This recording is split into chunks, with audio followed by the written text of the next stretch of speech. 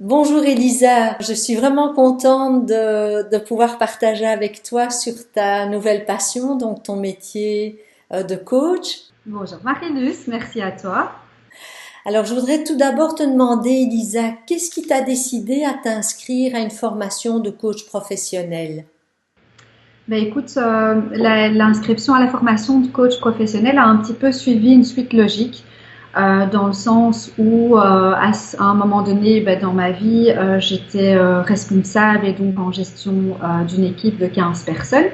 Et suite à quoi, effectivement, je trouvais que vraiment l'humain et tout ce qui était comment communiquer bien, constructivement, était ma priorité. Et donc, je m'étais inscrite d'abord à l'Institut Horizon 347 pour un module de PNL humaniste, justement pour optimiser ma communication. Et c'est juste après, dans une suite logique, est arrivée la proposition de formation en tant que coach professionnel.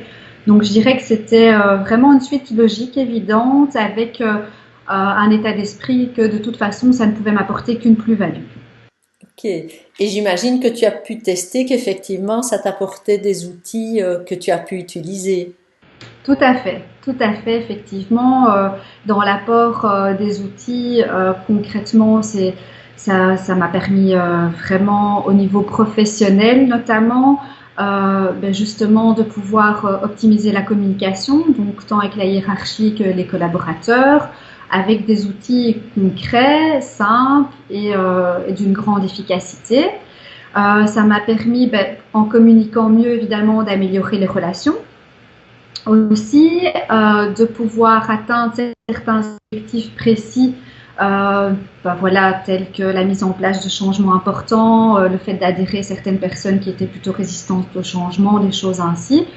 Donc ça m'a bien aidé. Et aussi, ce que ça m'a apporté en matière d'avancement, j'ai envie de dire, c'est quand même une prise de conscience et aussi une acceptation quant à l'individualité, dans le sens où ça m'a permis de vraiment considérer que chacun faisait à ce moment-là du mieux qu'il pouvait avec les moyens dont il disposait. Et donc, évidemment, moins de jugement et beaucoup plus d'empathie aussi, tant sur le plan professionnel, évidemment, que privé. Et par rapport à toi, ton objectif professionnel de coach, est-ce que tu en es où aujourd'hui? Qu'est-ce que tu as mis en place? J'imagine que tu as déjà accompagné certaines personnes qui ont eu des résultats. Comment ça se passe pour toi, donc cette réalité de coach professionnel? J'adore faire ça, effectivement, j'adore accompagner l'autre. Au niveau professionnel, ça pourrait être des thématiques tout à fait différentes, mais avec un accompagnement plus ciblé sur les personnes à haut potentiel, dans le sens où je me retrouve très fort dans le profil, avec cette notion de ne pas se sentir à sa place, de ne pas se sentir compris, de vouloir évoluer, mais d'être parfois en porte-à-faux avec les moyens mis à disposition ou la façon dont les visions peuvent être données à ce moment-là. Donc ça sera plutôt voilà, l'accompagnement pour des changements de poste, pour des évolutions de carrière, pour des prises de positionnement en tant que manager ou en gestion d'équipe, des choses ainsi. Elisa, est-ce que tu recommanderais la formation de coach en PNL humaniste? Alors moi, je la recommanderais, mais bien évidemment, avec un grand oui et un grand R à toutes les personnes qui voudraient devenir coach, mais aussi à tout un chacun en fait. Pourquoi? Parce que ça permet au travers de la formation une réelle remise en question avec forcément un développement, enfin en tout cas un accompagnement dans le développement personnel. Ça me paraît vraiment le point clé.